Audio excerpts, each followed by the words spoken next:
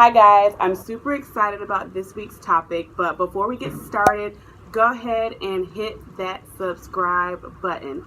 It's free, doesn't cost you anything, so why not, right? And it helps out you guys, it helps me out. So go ahead and hit that subscribe button, like and share the video after we're done if it's helpful to you. So I'm so excited about the topic for this week because when we talk about growth and women, one of the things, and mothers, one of the things that always comes up is how we balance everything. So I thought this would be a good opportunity to sit down with some people who are doing just that, who are trying to balance work, life, momhood, womanhood, all of that stuff. And so I have taken the liberty of interviewing some of my closest friends that happen to also be entrepreneurs and are moms and are women. And we're just going to chit chat. So over the next few weeks, we'll be diving into some topics and really talking about things that matter to us and how we're coping with all this and how they do it, right? Can we have it all? So the interview that you're about to see just happens to be with my best friend. I've known her since high school, and she's also a realtor and she owns her own business. And I watch her day in and day out work her hardest to make it work. She also happens to be a single mother, so that adds another layer to it, and we'll talk about that. So I won't say too much about it. I really hope that you enjoy the interview. I won't take up too much time with all the talky chit chat. We'll just get right into it. Enjoy. So I'm here with my best friend, Tanisha Giddens. Hello. She also happens to be a mother of two. I was getting ready to say like me, but I actually have three children now. But she's a mother of two, and she also is an entrepreneur like myself. And so, as I was saying in the intro, really just wanted to interview some moms and get a realistic view or a realistic take on what it is to be a mom and be a business owner. You know, as moms, we have a lot of worries and fears and stresses, and so sometimes as women, I feel like we can kind of hinder ourselves because and not go for our dreams and things like that because we have kids, and we'll kind of get into that some, but that balance of deciding whether or not to go for your dreams or the vision that you see, or whether or not you make your kids your vision, you know? So we're just gonna chat. Okie dokie. And this is not to say that either one of us have all of the answers. So you might not know it all. I don't know it all. But just to get some insight on what you personally as a mom think and feel and how you go about making decisions for your life, for your children, and for your business. Okay. So question number one, what's the most difficult part about making the transition from a full-time worker to a self-employed mother? What do you think is most difficult about the transition? That's easy. So when I was a full-time worker, I thought that I didn't have any time for my children, which is why I went from working for somebody else to working for myself, thinking that I would have more flexibility in my schedule and my time for my kids.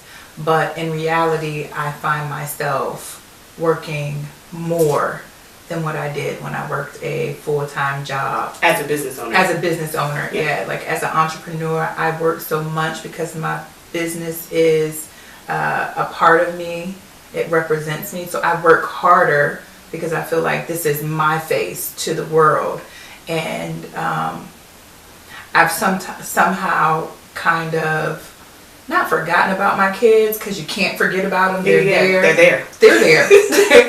But all the time. I have to make myself make time for my kids. So this flexibility dream that I thought I had, is by working for yourself. By working for myself, it was kind of like psych. Yeah. So do you think you have more flexibility, ironically, when you were working a 9 to 5? Yes, because I could take time off, and I just had that whole day, and I already knew what that time, what I had allocated that time for. But now, working my own business, if someone calls me or if there's an emergency, I can't just ignore it. I can't just ignore because it. It's yours. Because it's mine and I have to do it. So, and I think too, because we're kind of the same in that we're both sort of schedule-driven people. Yes. And so the structure of a 9 to 5 is safe, very, and comforting.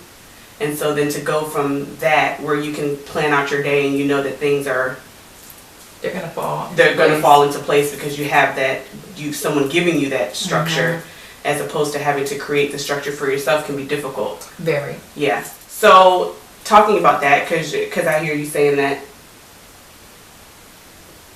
part of the difficulty of the transition was thinking that you were going to have flexibility and not having as much flexibility as you thought you were going to have. Yes.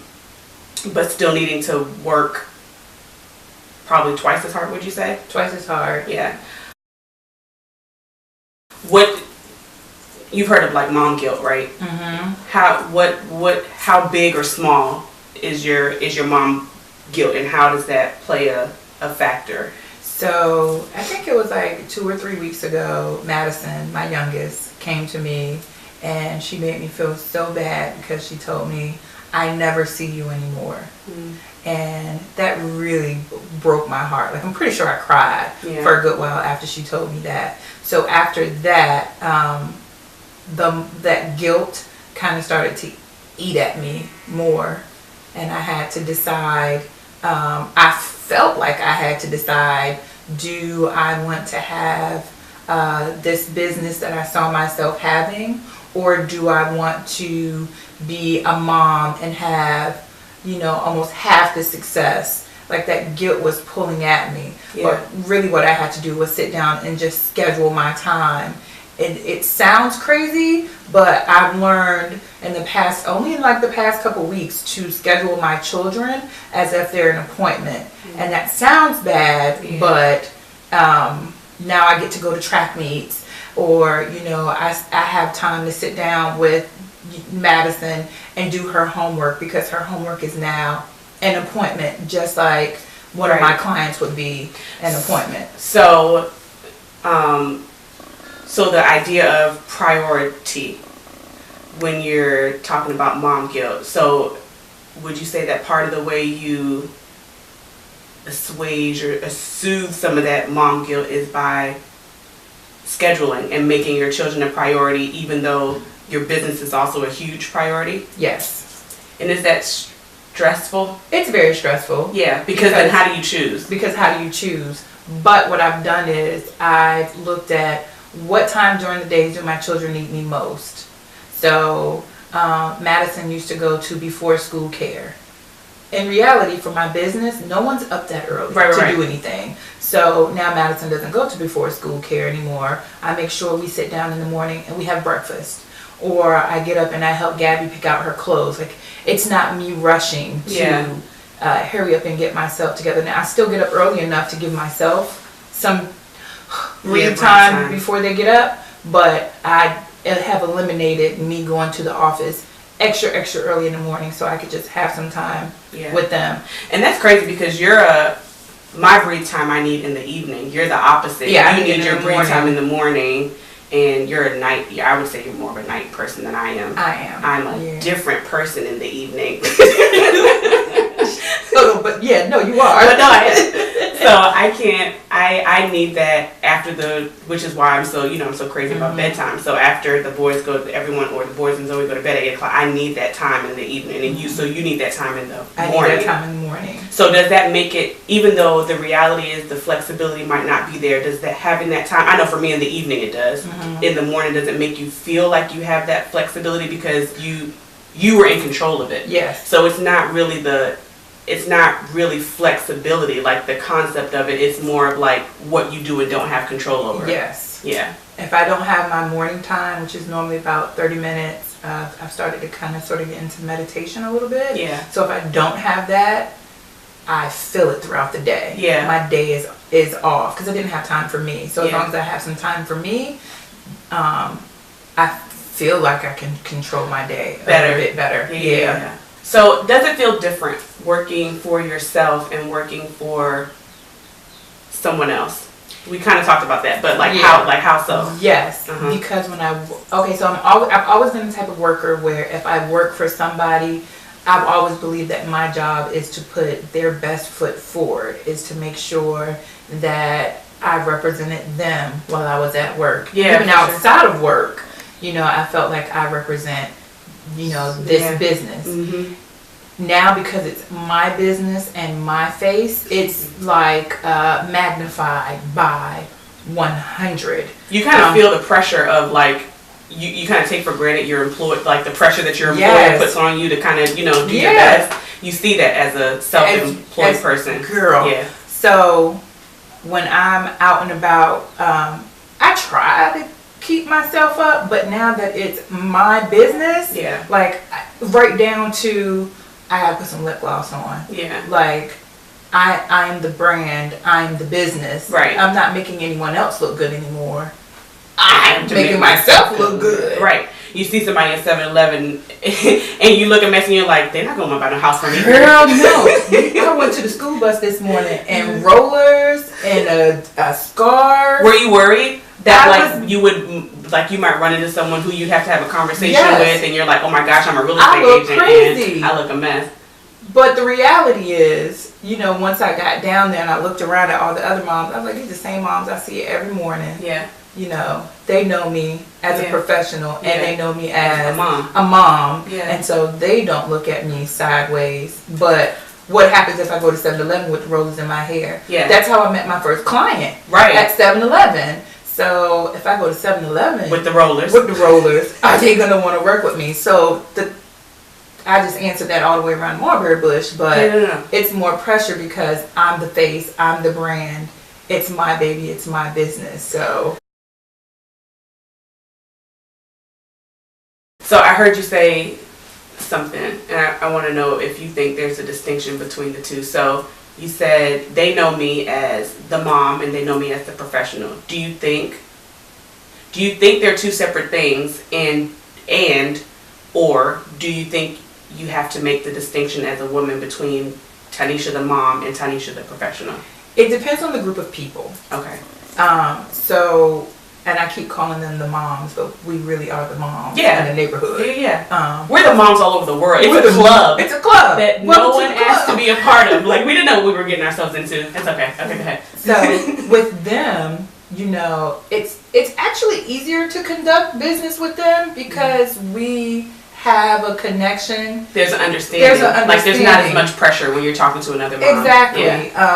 I recently just finished a transaction with somebody that I met through one of the moms. Yeah. Like, because they know me a little bit more, they know me better. Yeah. But when I'm out and about, maybe with, who knows if they're a mom or not, but when I'm out and about, it's a little bit harder because I have to worry if they find out I'm a mom. You're starting from scratch. Right. You're starting from scratch, and then if they found out I'm a mom, it's like, is that a good thing or a bad thing to them? Are they going to think that I'm not going to put them first because I have children? Mm-hmm. Because you are in your head, I feel like, I know I am, you're always prioritizing in your head, like, it's a struggle to prioritize, like, okay, no, am I going to answer this call, or am I going to sit with Dylan and Zachary and read them a book, or am I going to go show someone a house? Like, is it, what's the... It's hard. It is hard. It's been easier the past couple of weeks because I'm making myself adhere to the schedule that I created. Yeah. So it's not, oh my gosh, my client's on the phone, I have to answer them right now.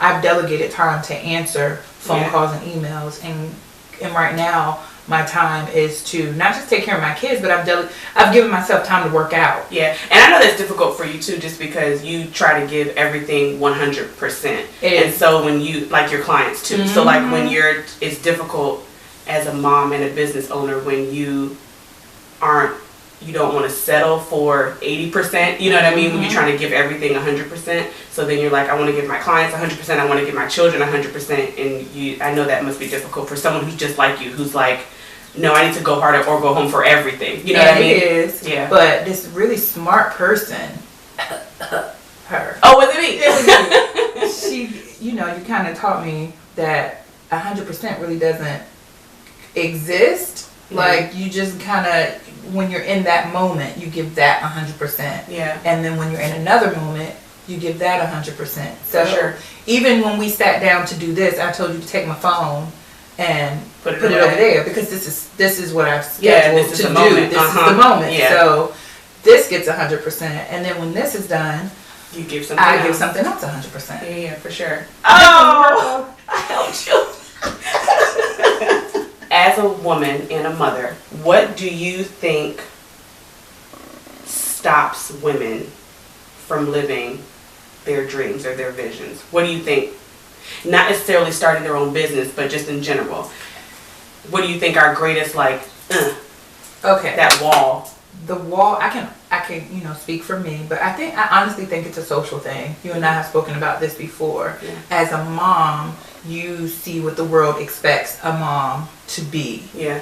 And you also feel like the world sees you a certain way. Like you can't do it because you have all this extra stuff to do. And so that is really hard, especially me as a mom. I have a child who, she just needs a little bit of extra help. Like she has a little bit of a delay. And so I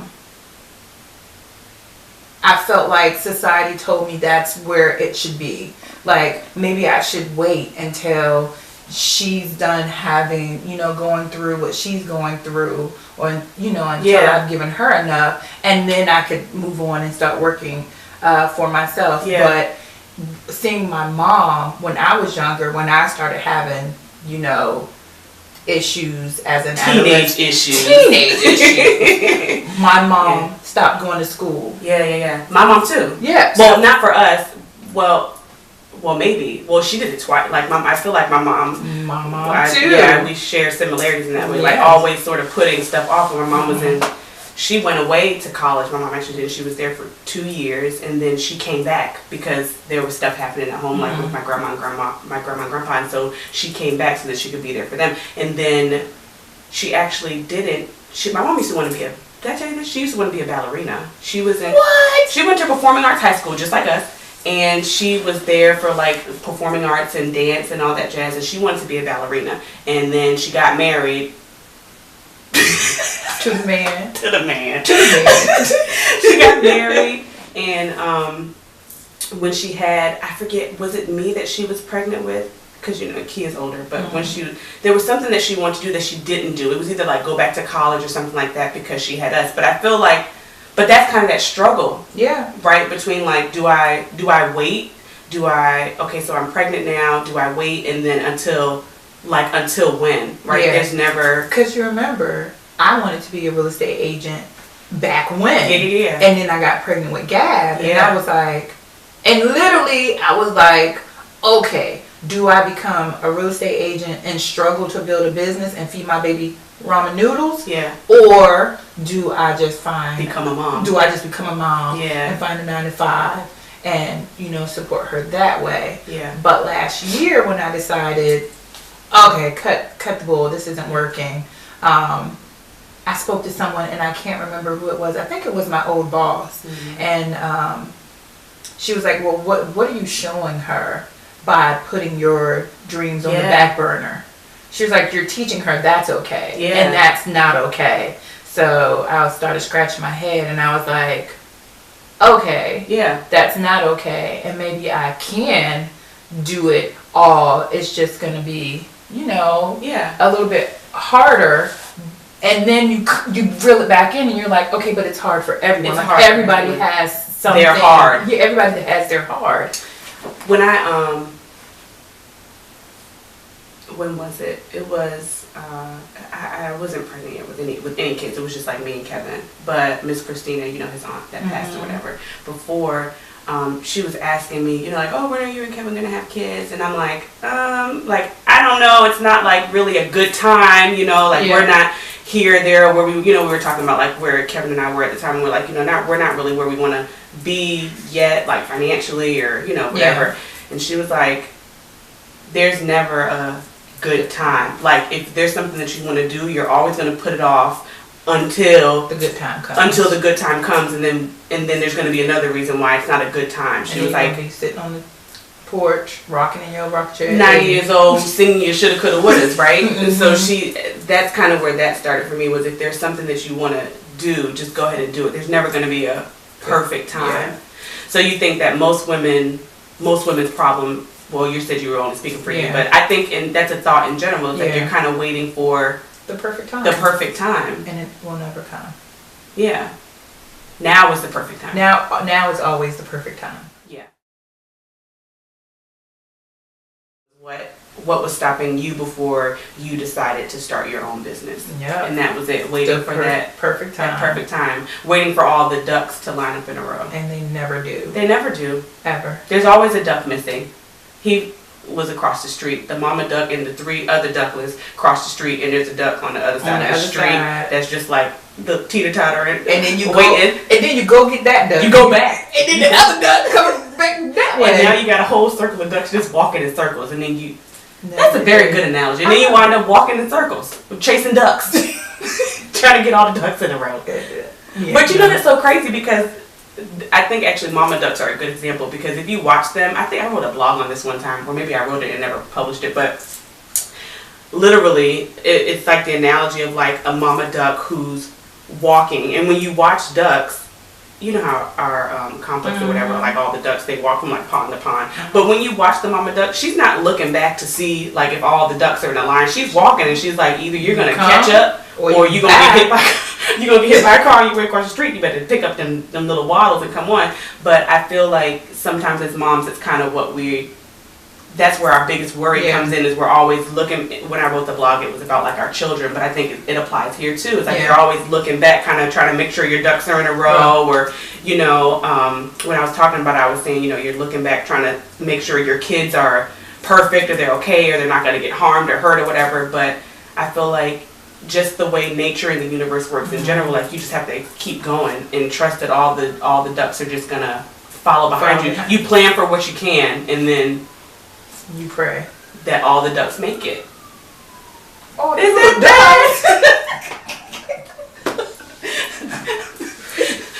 Poor ducky. So you guys, this was only part 1. So stay tuned for the other portions of the video. It gets really, really good, and we're talking about things like fear and worry, and that'll make sense when you watch the other videos. But until then, make sure that you like this video. I hope that it helped. I hope something was said that was meaningful to you, that you can take away. Make sure that you like the video, share, and what's most important is subscribing. Hit that subscribe button. I want you to be here. I want to talk to you. So make sure that you hit that subscribe button so you can stay up to date on all of the topics and interviews and reviews that we do here on the page. You can also follow me on Instagram at Ambient Growth Coach. You can also join the Facebook growth group, where we are currently doing a Stressless Moms Challenge. If you want more information about that, you can go to my Facebook page. I feel so blessed that you took time out to watch the video, and I hope to